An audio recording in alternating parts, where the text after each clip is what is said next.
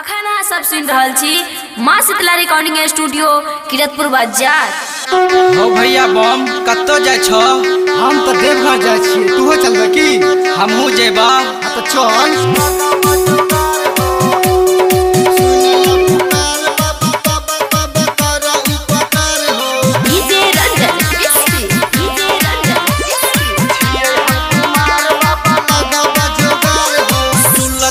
गंज से कमर उठेबै, पहिले सोमवार के देव घर जेबै।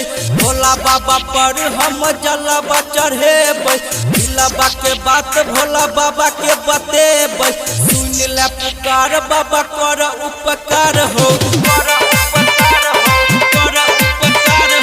जिए हम कुमार बाबा लगवा जोगार हो।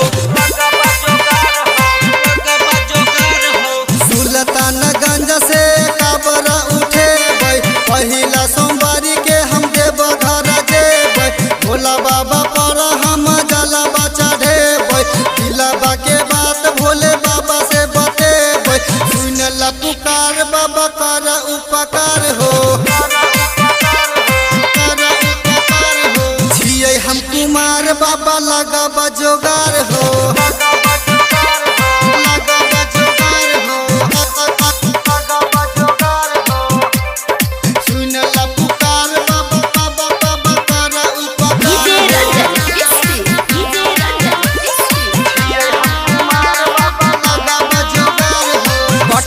चढ़ाई छे हो सुइया पहाड़, लिया हो बाबा हम तोरा दुआर। कठिन चढ़ाई छे हो सुइया पहाड़, लिया हो बाबा हम तोरा दुआर। सुन ले पुकार बाबा कर उपकार हो, जिए हम कुमार बाबा लगवा जोगार हो। गंज से काबर उठेबै, पहिला सोमवारी के देव घर जेबै। भोला बाबा पर हम जलवा चढ़ेबै, दिलवा के बात भोला बाबा के बतेबै। सुन ल पुकार बाबा कर उपकार हो, छियै हम कुमार बाबा लगवा जोगार हो।